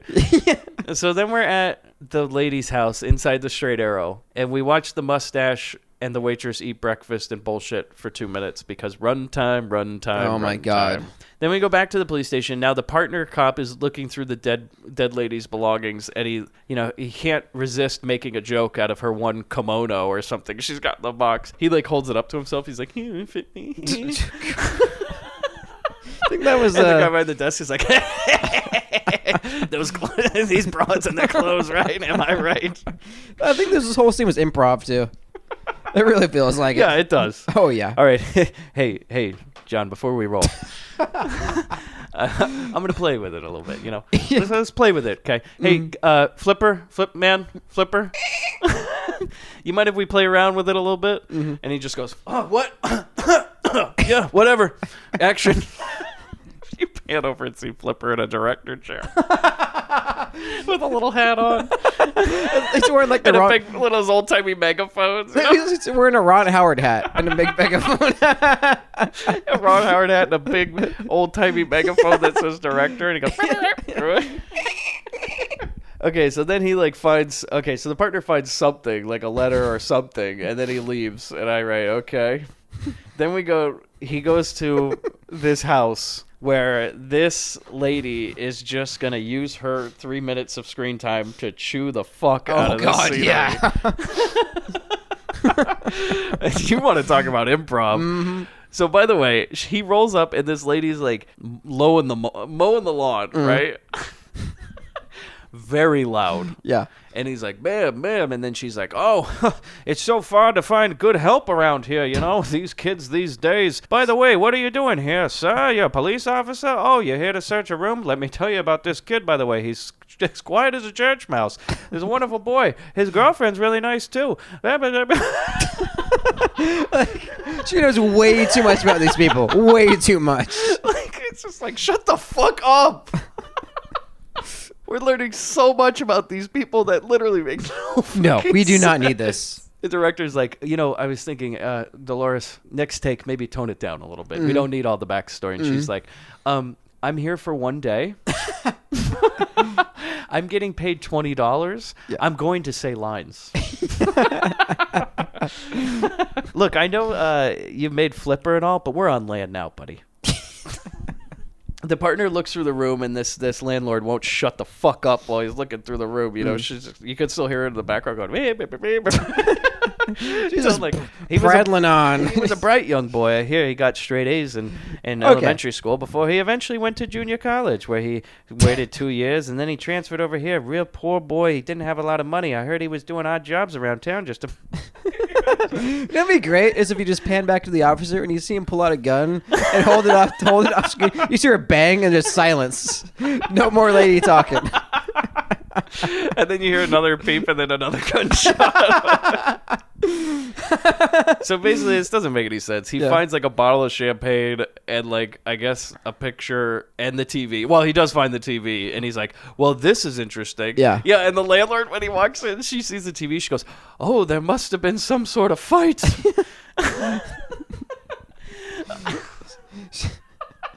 But the cop doesn't say that. He goes, must have been a party. And she goes, or a fight. Oh, God. You know they were like, the director's like, oh, fuck, no. Hand on his forehead. He's like, we don't have enough film to roll again. We're going to have to go with it. Yeah. She's also the sound editor, so we got a big problem. So then we go to the pool, because now Mustache Man is just going to hang out with this waitress for a while. And then he says he has to go, quote, back undercover. And then she says she wasn't impressed by his undercover performance last night. That was really good. That was actually good.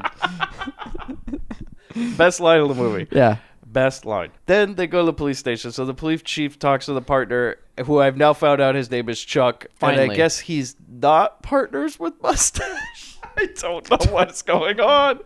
Then the chief says something. Hey, guy, you just found that bottle of champagne and that broken TV and some sort of picture. Don't tell the Mustache Man that we have any clues, because we don't want to get his hopes up. Yeah. And he goes, okay. Then we go to the Swanky house. Oh my God, it's been 30 minutes and now we're back at Mr. Swank's. So that guy, Mr. Swank, is like eating lunch, and Mr. No Legs, who we haven't seen again in about 20 minutes because we've just been wandering around crime scenes and hearing landlords tell backstories. And watching a man play with a woman's clothes and be inside the straight arrow. Yeah.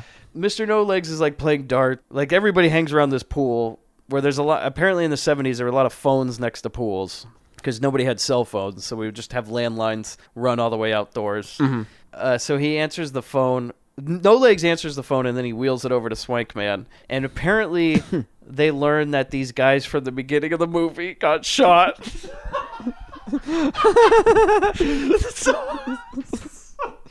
We are at about 40 minutes from those events. Yeah. And now we're going to bring them up again. Yeah. Is the Swank Man goes like, hey, No Legs, I know it's been days, but I just found out that you shot these guys or something? Yeah. Or he's like, 2 guys that were loading those trucks were found dead. Thank God the cops didn't find the cocaine sitting right below their dead bodies. They did fall right over it, but the cops they just thought they were a couple of bags, so they didn't check anything. I thought they were just aspirin. But these guys died. Did you know anything about it? And No Legs is like, oh yeah, I killed them. And Swank Man gets all pissed off. He's like, hey, if you're going to shoot somebody, you got to get my approval first. And I'm like, okay, hold up. Now, not that I agree with No Legs' decision, but you're telling me in the heat of the moment, No Legs is like, wait, you guys stay right there. Then he wheels over, gets on the phone. Hey, yeah, can I talk to Swank Man? Look, I know he's in the middle of a party, but it's really important. Can I talk to him, please? Yes? Okay, I'll hold. Guys, just stay right there. Guys, don't move. I know. Okay, yeah, hey, yeah, you know about that shipment? Yeah. Oh, yeah, the party's going well? Oh, that's good to hear. Give the senator my best. Yeah, give the senator my best. Oh, yeah, how's the wife? Yeah? Look, I don't have a lot of time to talk. Anyways, there's these 2 guys that tried to steal some cocaine. Can I shoot them? Yeah? Okay, thank you. All right. Yeah, usually there's like... sometimes there's limits to professional courtesy. I think No Legs was in the right. I mean, what is he supposed to do? I know. Slap on the wrist? Yeah. Okay, basically, Swank Man's all pissed, right? And he's like, hey, there's something wrong with your territory, No Legs. I got to be mad at you for some reason because it creates conflict in this movie. And No Legs is like, oh, yeah. And then this is amazing. So Swank Man looks at him and he goes, look, No Legs, you get your fucking act together, or you'll be on a street corner with a coffee mug full of lead pencils. But then at one hand, an empty tin cup, and the other hand, like lead pencils. A handful of lead pencils. Yeah. And No Legs just loses it. Yeah. He wheels away. He goes inside. He rolls up to some man that looks like Elvis. I'm serious. He looks exactly like Elvis Presley. And then he's like, I'm fucking pissed off. How dare he mention lead pencils? I'll show him who's going to have the lead pencils. Yeah. I'm taking over this turf. Yeah. And Elvis is like, okay, sounds good. And so then we see cars driving for a while. I have no idea what's going on or who's in them. Then Mustache Man and his partner, I guess, are going to be at a stakeout or maybe just eat lunch in their car and do nothing. Then all of a sudden they notice a black man with platforms walking out of a building, and they just assume that he's a pimp. And the partner does have a great line as he says, what he's pushing, you stroke, you don't smoke. I love that part. Loved it. Second best line in the movie. Oh, yeah. That needs to be a Grindbin shirt. And guess what, Chris? This scene literally goes nowhere. Oh, okay. Surprise, surprise. We're just going to profile a black man. So it does go somewhere. It literally goes nowhere. It literally goes nowhere. We watch a black man walk out of a theater while they eat lunch and they go like, I bet he's a criminal. And he goes like, I think you're right. And nothing. Yeah. Literally nothing. Do you think the director was like, this is the most pivotal moment of the scene of the entire film? Well, you know, I hate to say it, but we got to show that crimes are also committed by black people. There's only white people committing crimes. The people are going to get confused. It's going to be Let's just go down and film a random black guy walking out of a building and we can say, like, that sure looks like who we'd be looking for. We can't be one-sided here. It's like in a movie full of drug kingpins and white guys, we just have to fit in a scene where a black guy might be a criminal. And if we had 5 more minutes, I'm sure they would have shot him. Like, that's where this scene was going. That's where it was fucking going. He's got a gun. You see that guy that's dressed like that? He's a pimp. He just talked to a woman. Pimp. Should we go kill him or no? I gotta go. Our lunch break's over. All right, whatever. Why'd we come out here again? So then we go to a bar, and some lady we've never seen before walks into the bar, right? Yeah. So this black lady walks into a bar, and she talks to Mr. No Legs, who's sitting, of course, at a table, and she... As opposed to what? Forearming? What do we cover? What are our options here? at a table, and she goes and gets him a drink. And then so the black lady goes over to this bar, and on her way back, she just pushes this random lady for really no reason. Yeah. She just looks at her and pushes this white lady, and then the white lady turns around and calls her Bitchy Bessie, which I think that was a great name. Yeah. And then uses, you know what, if we weren't bad before in profiling a black man walking out of a building and calling him a pimp, let's call the only black character in this movie that has lines the N-word. Oh, yeah. So she calls Bitchy Bessie the N-word, and then they get in a fight. Bitchy Bessie throws a drink in her face, right? And there's like no sound effects that really match up with anything that happens. And then for no reason at all, a midget comes out, sits on top of the bar, and watches the fight. It's such a waste. What the fuck is going on? This character is such a wasted opportunity. He couldn't have been like on someone's like shoulders, like beating on their head with like something funny. I know, he just gets up, watches. Like, for no reason, they're like, oh my God, did you see there's a little person in the bar that we're filming at? Get him in the movie. You know what would be really funny? Get him to climb up on the counter and he can watch the fight. Oh, that's fine, sir. We'll do that. I'm telling you, throw some comedy in this, okay? So then lots of bottles are broken. Like, lots of bottles are broken over people's heads. Like, everybody in the whole scene basically gets a bottle broken over their head. They got too many sugar glass bottles from this. The prop guy, the intern, put an extra 0 at the end of the order. Oh, my God. We asked for 3. You brought 300. What are we going to... Oh, my God. What, are we going to eat these? What are we going to do with all this sugar glass? Hey, who wants a bottle broken over their head? They got the entire crew to be in it. Just swinging left and right. Bottles left, right. Up, down, center. It would be great if they just made a giant pyramid of them. Just knock them all out at once. And just... Somebody could have thrown the midget through a sugar bottle pyramid. See? Yeah, you're right. Or like they could have used him like a bowling ball. I mean, there's so many options. Like, so many options. Punted him. It could have been like a sugar glass field goal. There is a part where a guy flies through a window. You're telling me they couldn't kick this guy through it? Like, come on. So many wasted opportunities. Okay, so we watched this fight for a long time because there's literally nothing else to do in this movie. And then this lady starts slapping, so the white lady stabs Bitchy Bessie in the stomach with a broken bottle. Yeah. And I guess that's that. Then Mr. No Legs come over and stabs the white woman in the stomach right as the mustache man walks in to the bar. Yeah, not a second too late. Right? Yeah. And he goes, hey, and then he just rolls away. Yeah. And apparently Mustache Man can't use his legs to go chase after a man in a wheelchair. I guess that there was a very convenient handicap exit, so he got out quickly. There must have been a ramp out back or something. I don't know. Because No Legs just disappears. Yeah. Somewhere. Who knows? Did you see the guy that gets thrown through the door that's like perfectly cut out rectangle? It's like in Switchblade Sisters when she plows through that wall like it's a piece of butcher paper. So No Legs is gone, right? And then the mustache guy gets in a fight for like a good 5 minutes and more bottles are broken. And for no reason at all, like the bartender just keeps throwing like bottles that don't break into objects. Yeah. I don't know what he's aiming for. He just throws bottles. Like he's like throwing them at art on the walls. Oh, I think it's for insurance reasons. Yeah, I was just gonna say that. He's like, well, if they're gonna trash it, I mean, let's get the expensive art. The Gauguin. That's an original Picasso over there. The partner rushes in to help after the fight's all over. Chairs are broken. The bartender keeps throwing those bottles of booze. Then the mustache guy tosses a guy through a window, which was great. Oh, beautiful. He like body slams. Well, he does. He body slams him like a wrestling move. The guy runs at him like he ran off the ropes. Yeah. And he just picks him up and I never thought of it that way. Because I was looking at them, I'm like, it looked like some sort of wrestling move. There you go. And then I guess, this is great. The partner shows up after the fight's all done, right? Oh, and he goes to the he's so many guy, one-liners on this one. And he goes, wait, you didn't like the service? Yeah.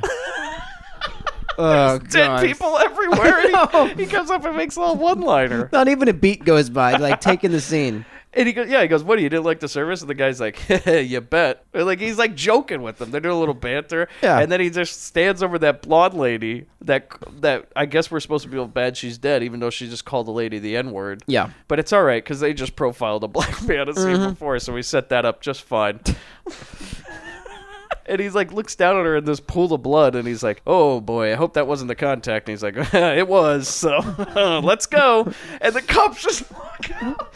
There's like no Wrap it up. no collecting of evidence, no.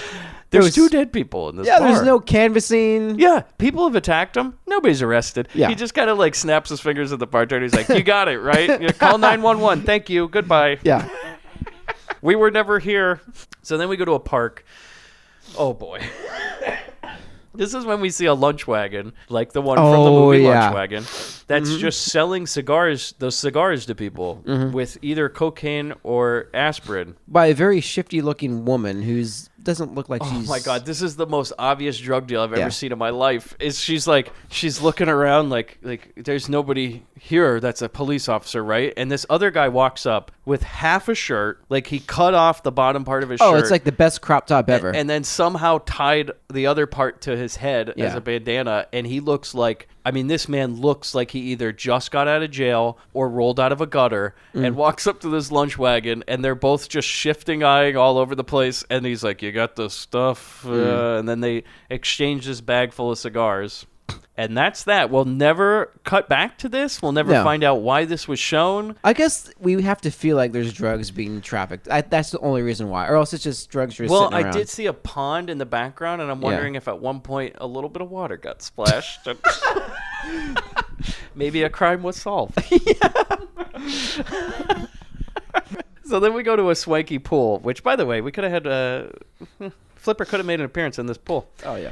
So Mr. No Legs does push-ups on his chair, which is great. So he's like doing push-ups on the top of his chair because no matter what, he never gets out of that chair, even if it's to work out. No. And some lady's like looking at him longingly, being like, "Oh, he's so strong. I want him to push up me." And then Lou calls him, right? Yeah. And he's like, "Hey, I guess they found a body." And I write, "What body? The kid? The doc guys? Who? What? Where?" And then they agree on something about something, and everyone goes to some place. I don't know. Then Lou has somehow got an ambulance. Okay, so Rance Howard has an ambulance, and he picks up a guy we've never seen before, and they go to the hospital, right? And at the same time, the partner and the mustache man are going to the hospital to ID the same Perfect body. timing. Yeah. And Rance Howard like goes over to the doctor, and he's like, "Oh, hey, yeah, we're here to pick up a body." And he's like, "Well, it hasn't been ID'd yet." And he's like, "Oh, no, that's all right. I'll ID it." Yeah, the John Doe, mustache, blondie. Yeah, he goes, "I don't even have that name on here." And he goes like, "Oh, well," he goes, "I just have a John Doe." And he's like, "Oh, no, I know the name because I know him. I'm a family friend." I'm a family friend. And he's like, "Oh, well, I need a family member to ID the body." And he's like, "Oh, no, I'll just do it. It's fine." And he's like, "No, I'm sorry. I can't release a body to you." And I just write like, okay, so what was the plan? You're just going to hide. Okay, you got the ambulance. Good for you. Yeah. How are you planning on getting this body? Like, you're just like, all right, the plan is I go in, I kind of sweet talk him a little bit. We get a body. It's easy. I've done it before. Yeah. I think it was ultimately going to lead to violence. Ultimately. Because the only way is the guy we've never seen before like strangles him, and he's like, all right, get the body. Yeah. And then they go to get the body, and then the cops show up, and basically they get in a big fight, and Rance Howard and the guy run off. They don't get the body. No. And then the cops look at the body, at the kid, and then for some reason the partner cop just goes, "We've solved the case," or something. It's all connects back to the syndicate. Yeah. And I write, what? I didn't get How? that. Because only thing... You've seen it? Okay, you saw a dead body. Yeah. Do they How? know he works with the syndicate? Like, how do they know? How? Yeah. I don't Chris, know. we don't know shit. No. All I know is they didn't find the cigars in that guy's house. No. We didn't know shit. They found the drugs on her, she's connected to him. Yeah. At that house. That's the But only they're thing like, they know. it's the syndicate. Yeah. We know it now. Well, yeah, because that's how they trace the drugs, right? I don't know. Chris, at some point they were like, well, we have a police movie. At some point they need to solve the case. Yeah. And they're like, but this doesn't make any sense. And he's like, I don't care. At some point they need to solve a case. This is the third reel. Look, he goes down to the morgue. He sees the body. They solve the case. Yeah. But there's no evidence. Shut the fuck up. Hey, you know what? Let me tell you something. Buddy. You want to go back underwater, film that fucking dolphin for another 10 years? Or do you want to film movies on land now? Yeah. Now, look, we transitioned you in to movie making on land with a man who's kind of like a dolphin. Yeah. He has no legs. We thought maybe this would be your element. This movie's turning out real bad. We thought it would be a soft landing for you, okay? In fact, we're kind of going to call the movie No Legs because otherwise nobody's going to watch this shit. There's literally no story. I can't call it No Story. Your title that you gave me, which is, let me read it to you, The Case is Solved, is the worst title for a movie I've ever seen. I have to load drugs to pay for college. That's not an attractive title. The Amazing Mr. No Legs. Story. Now that's a movie. That's a movie. One day, two guys in the microphones are going to cover this. Look, let me tell you something. I got a lot of problems with the first cut of this movie I saw. We don't have money for reshoots. You give me a movie, I want a lot of the no-leg man in it. He's in 5 minutes. Where's my no legs? This is all bullshit. I'm watching these guys walk around for 2 hours trying to find out how a dead broad died, and it makes no sense. Okay, do you know in your movie, I don't know if you filmed a different movie and put it in here, there's literally a scene where these guys go profile a black man. Does this, you go and you call a random stranger on the street a pimp, which, by the way, to get him to sign that release form was very hard. Very hard. I had to tell him he was in the Mac, It was very difficult. I get it back. There's no legs. No legs. This is going to be a tough sell. The trailer is going to be the movie, basically. Basically, we've decided for the trailer we're only going to use, which, by the way, I'm very happy that the movie ends in a 20-minute car chase. Thank Christ that it's mostly just a car chase at the end of this movie, because I can't make heads or tails of this shit. Okay, so basically that ends. We go back to the waitress house, and that's when I write my notes. This fucking movie. I write, the mustache man is either in the straight arrow with this woman having sex, or some guy we've never seen. Okay. All right, so Mustache Man's here, like he's having sex with this waitress lady, and then some guy we have never fucking seen before in the entire movie calls him on the phone at the waitress's house and says, oh, hey, yeah, some guy wants to see you. This is so-and-so. And he's like, who? And he goes, yeah, hey, can you come down to the bar? And the bar's name is Seven Seas. Yeah. And they will mention the name of this bar 100 times. Several times, Like, they fucking let them film in here, so we gotta mention it. You gotta get that name Make sure you get that neon sign in there, too. Okay, in the contract, it says we have to say Seven Seas at least 8 times. Can you fit that into a minute? There's even one part in the movie where Mustache goes, oh, the Seven Seas? I used to hang out here all the time when I was a kid. I love the Seven Seas. Have you been inside the Seven Seas? They have great drinks at the Seven Seas. They, in fact, have one called the Seven Seas. So basically, a man who we've never met tells this random cop that he has to go down to this bar in the middle of the night because some man wants to see him. And Mustache Man goes like, okay, that sounds all right. And he just kind of searches around the room. And the waitress goes like, where are you going? And he's like, oh, some random person called me, and I guess I have to go down to this bar. Oh, by the way, I can't believe it, but I left my gun in the Camaro. I left my gun in my partner's car. Yeah. So, do you got any guns I can use? Do you have any guns I can borrow? Yeah, and she goes, yeah, here's one, and gives him a gun. And it's like this little, like, pea shooter. And he's like, okay, I guess this will work. Yeah. By the way, I'm a wonderful cop. I left the scene of a crime earlier this night. Yeah. 2 people died in the same bar I'm going to go back to. I don't know if this has anything to do with that. I leave my gun around. I profile blacks. I also,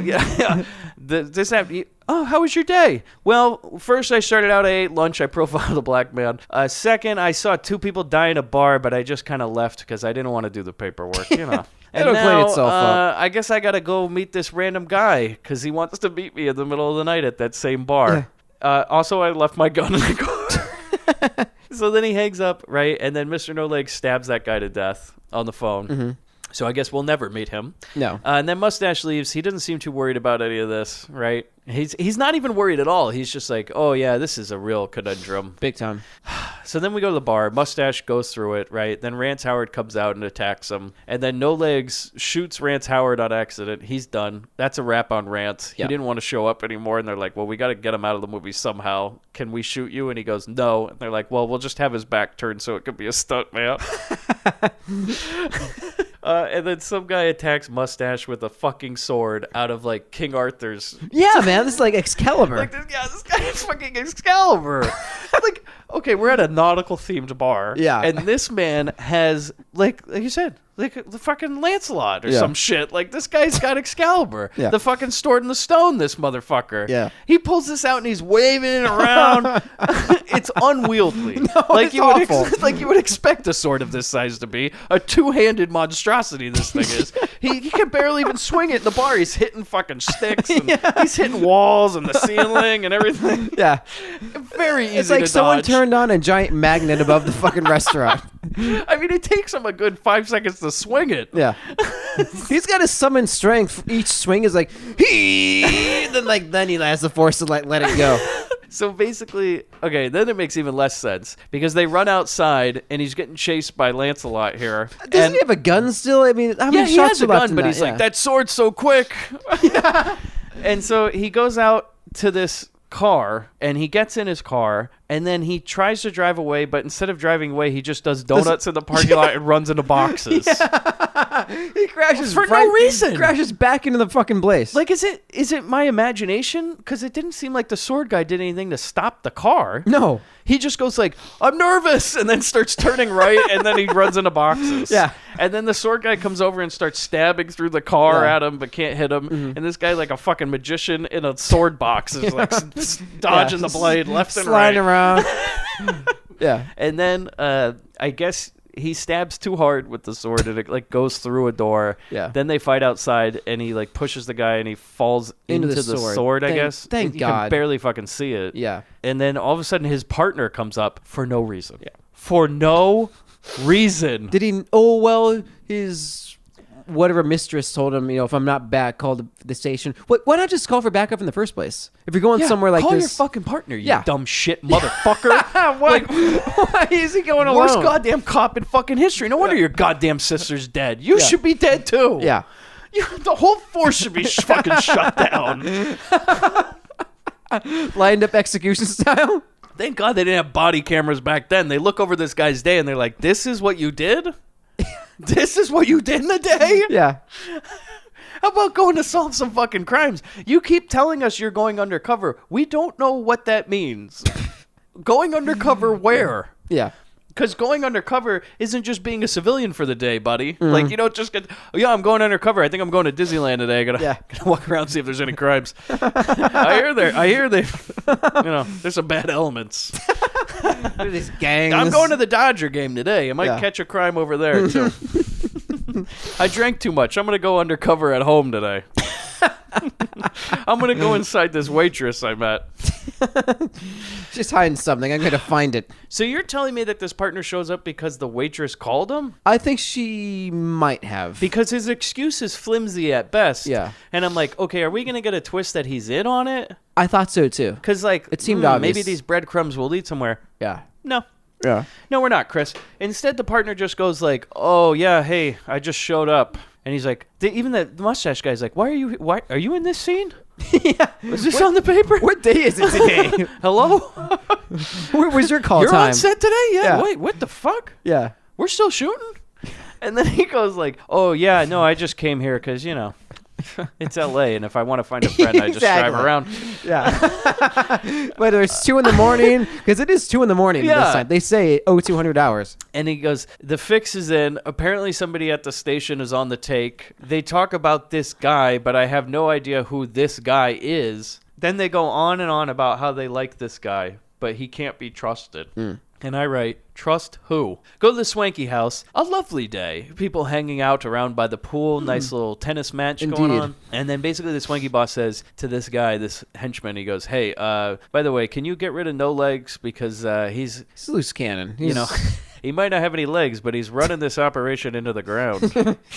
This guy, he's a real problem. This guy's gonna roll us. Yeah, he's rolling us all right. And so then we go to the cops, and they're like staking out this guy in front of his house. And then this guy shows up, and I write, I think this is the chief. I think so. And he just drives off, and they follow. Then they go to this swanky house again, right? And the boss leaves, and then these guys just try to attack No Legs. And this is amazing. This is the best scene in the whole movie because we finally get to see No Legs use karate. Yeah. And yeah, he actually gets to put up a fight. We actually get to see a scene where No Legs is in it without a cut for after more than 30 seconds. It's fucking great. Yeah. Except it's in slow motion, which I'm like, you can't even give him the fucking credit. Yeah.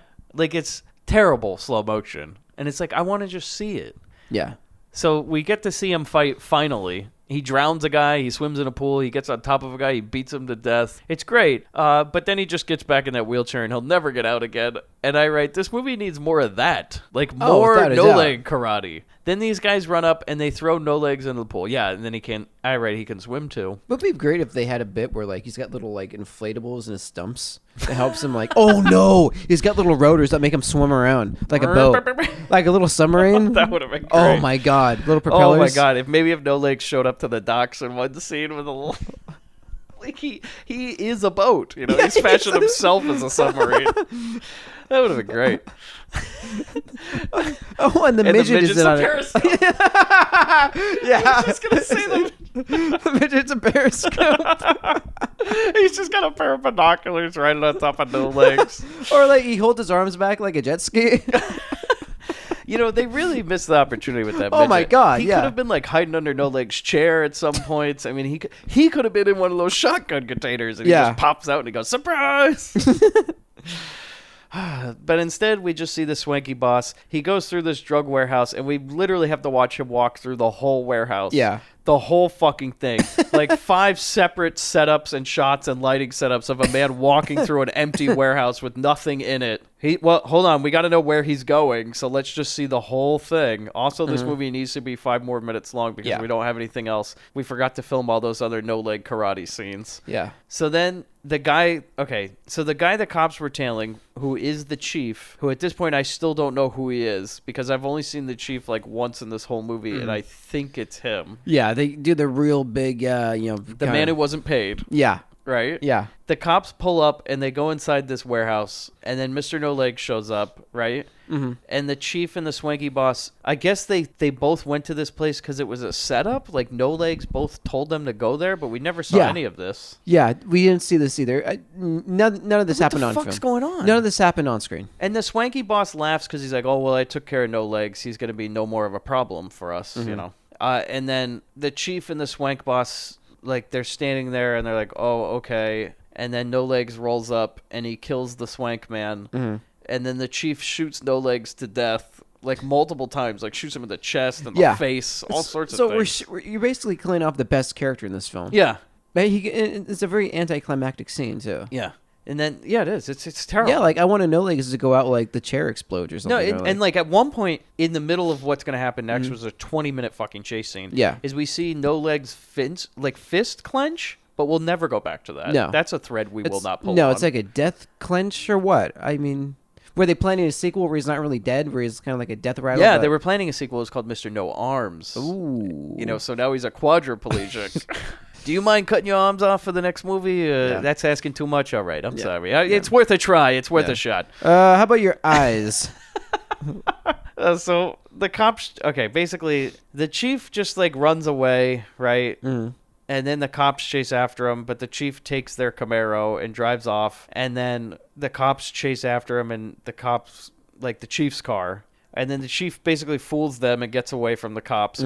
We won't see them again until the very end of this movie. Yeah. But instead, we're going to see a 20-minute car chase. And I'm not exaggerating. It goes on for a long time. Long time. It's not bad. It's just like, we don't deserve this.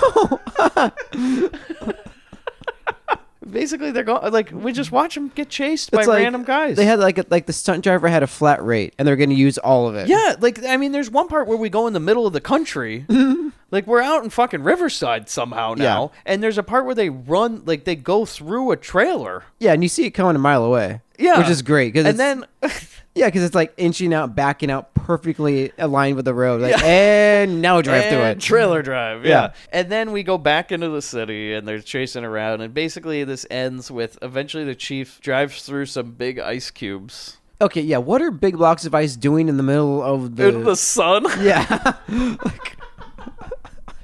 Well, we can't leave these out here too long. They might melt, Yeah. but we're just going to leave them here for now. Yeah. The chief drives through these big blocks of ice, and then apparently he's, like, dead. Yeah. The heroes show up, and the chief's, like, bleeding in the front seat with ice all over him, or windshield glass. I don't know what. Who cares? And then this makes no sense. Is basically the chief looks up at them all bloody, and he says, like, it wasn't me. I would have been set up. Here's the evidence that you'll need or something. And then he just dies. And then one of the cops just walks away. And that's the end of the movie. Yeah. We end with like a screen, a freeze frame of the cop walking away. It's like, what was resolved here? Huh. What did we learn? Are any characters richer from the experience? I'm going to say no. I don't know. Like I said, I don't know what I saw. I don't know what happened. Yeah. Apparently the chief wasn't guilty. Or maybe he was. Yeah. He just dies. Yeah. The cop literally says not a word, walks away, movie over. Freeze frame on him, roll credits. Do you think like the producer is just sitting in the room and he's like, no, look, I know you got more of the movie, but trust me, we don't want it. We got to fit this on 3 reels. At this point when he walks away, just roll credits. Yeah. That's it. I don't care. This movie fucking blows. You've really disappointed me on this one. I thought we were going to get a lot of no-leg karate. That's why we hired this motherfucker. Instead, you give me a lot of wandering around trying on women's clothing, fucking in a shag room, and hanging out by pools. And swords in a car fight. Yeah, the sword was a nice touch. I did like that part. Lots of bottle breaking, though. I did enjoy that. I don't know why we spent all our money on bottle breaking. By the way, we blew our load, like the one scene where a lot of bottles were breaking. By the way, you couldn't have had no legs do a little bit of karate, a little spin moves there. Maybe somebody throws a bottle on him and he kicks it, you know? There's like no fight scene in that bar scene with no legs. It's like he stabs and runs, stab and run. There could have been a part where like No Legs took that sword and like used it to vault himself around the room or something. Or like anything. He holds it out, and just does a spin and is like a propeller blade, like cutting people down. What if like No Legs used that little person as legs? Like He gets on his shoulders? Yeah, what if he gets on the shoulders of the little guy, and the little guy runs around for him? Yeah. And, And like No Legs is like doing like mosh pit that's moves. what I'm like, saying. These are the possibilities, Chris. yeah. So, Yeah. I don't even need to ask you, but recommendation? No. Yeah. I'd say just watch the trailer. That's all you need. Yeah, just watch the trailer. That's the only appeal this film has is the trailer, and what anything that you have in your imagination after you watch the trailer will be better than this film. I guarantee it. Yeah, it's a real letdown. Yeah. There is like no legs. Basically. He's in this movie less than DeVito's in the van. Yeah. Yeah. Chris, Oh no. do you hear that sound? I do. If this is the first time you are here in this program, we always harken back to the first episode we covered, 1977's The Van. Also the 47th episode. Yeah, I was about to say, don't listen to the first episode where we cover The Van. Listen to 47. Number 47 where we cover The Van, The Vaniversary. 1977's The Van, about a ginger little shit rapist motherfucker that gets a garish yellow van, mods it to be some kind of obscenity, and uses it to lure women in hopes of raping them, all with the help of his longtime co-worker and friend, Danny DeVito. We always wonder how these two would fit into other films we cover. This one, I'm going to say they wouldn't fit directly, but I'm going to say the guy that designed the straight arrow designed the bedroom of this woman. Interesting you say that, Chris. Yeah. I think that one day that cop, Mr. Mustache, got called to a crime scene Oh, yeah. with a van that was turned over. And I think he opened the back of that van, and he was like, my God, it's like a palace in here. I've never seen such shag. And he goes, I think I'm going to decorate my girlfriend's house like that.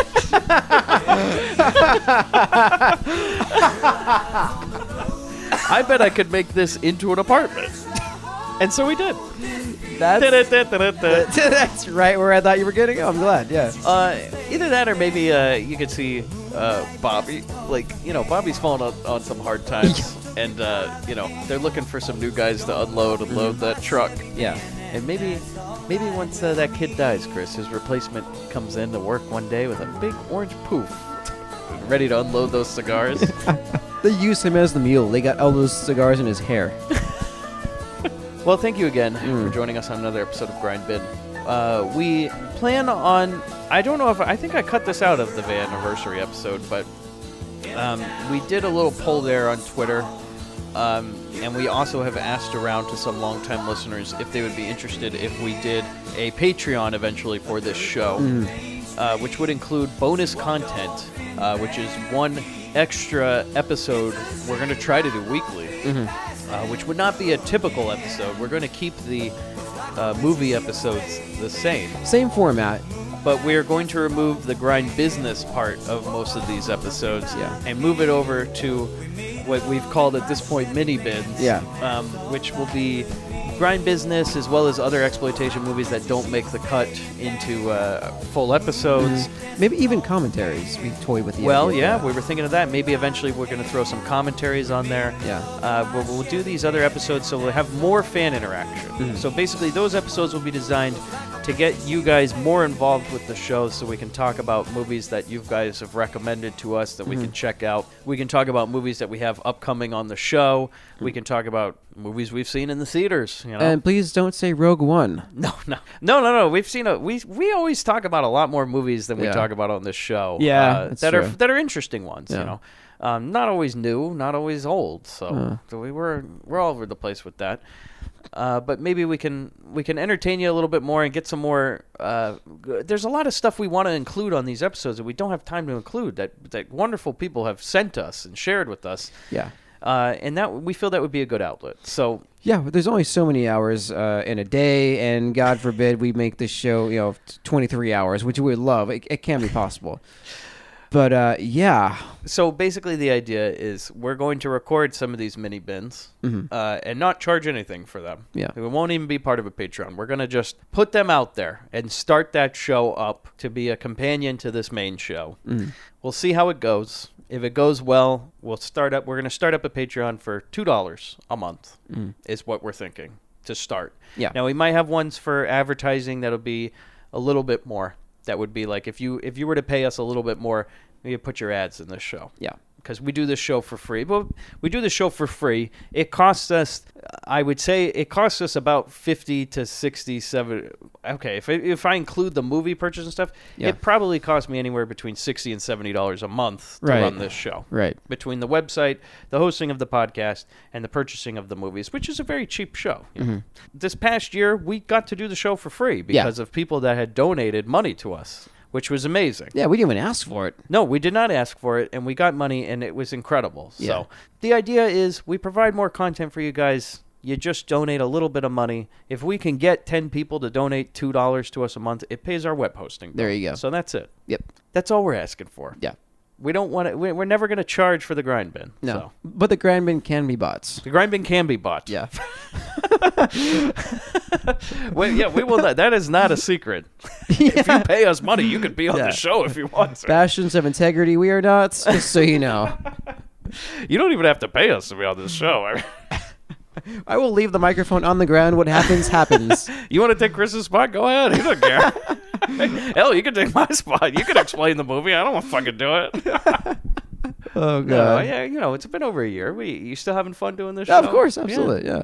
It's surprising how much of our lives this show has become. I know, it's kind of. I was thinking about it yesterday. I was talking about it yesterday, and what a world it's created in a way. Where we got all these people now, we got all these friends that we otherwise would never have met. No, and these experiences now, and it's quite something. Yeah, we didn't really think this would go anywhere. So the fact that thousands of people listen to this show, and hundreds in France, fuck you for never emailing or calling. Yeah. fuck you. Yeah, I remember at the beginning you were telling me like, all right, Chris, just so you know, these things usually take a long time to get off the ground. A long time. Yeah, I'm like, Chris, 3-4 years, we'll Yeah. we'll get up to 1,000. Yeah. No, the response has been overwhelming. Yeah. I mean, we've been very happy. We literally are just two guys in a Right. room doing this show.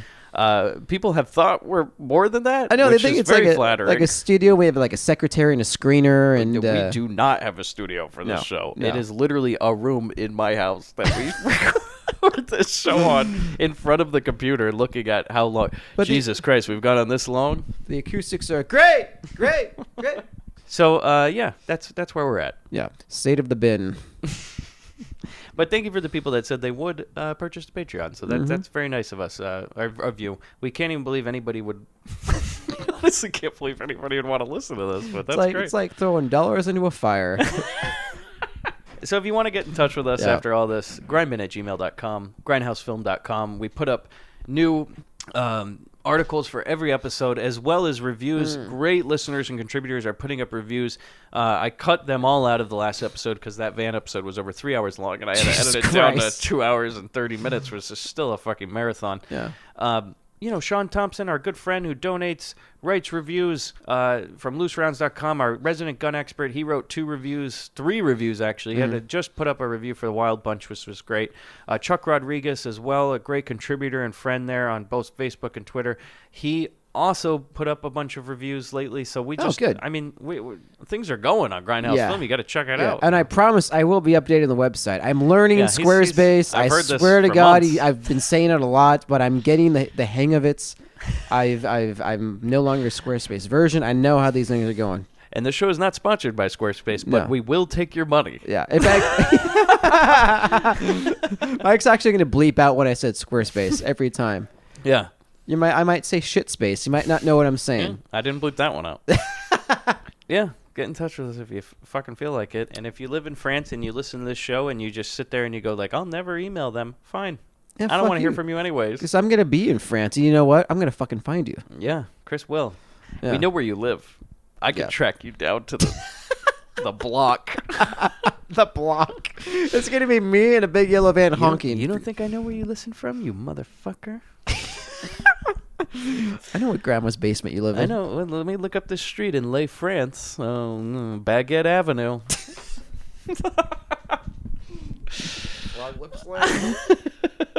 Frog Legs Lane. Yeah, Frog Legs and Baguette Avenue. That's where those two intersections meet. We know you live there, you son of a bitch. Yeah.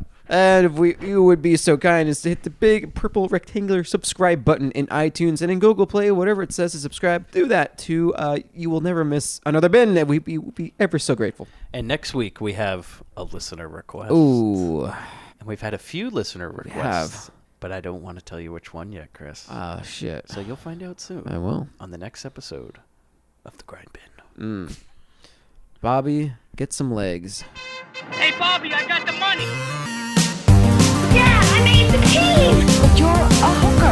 Get that goddamn thing out of your mouth. This bookie ain't got no real coach. Hello, pizza man. We're gonna play a little game, baby. I just love fun and games. Get a little girl all hot and horny.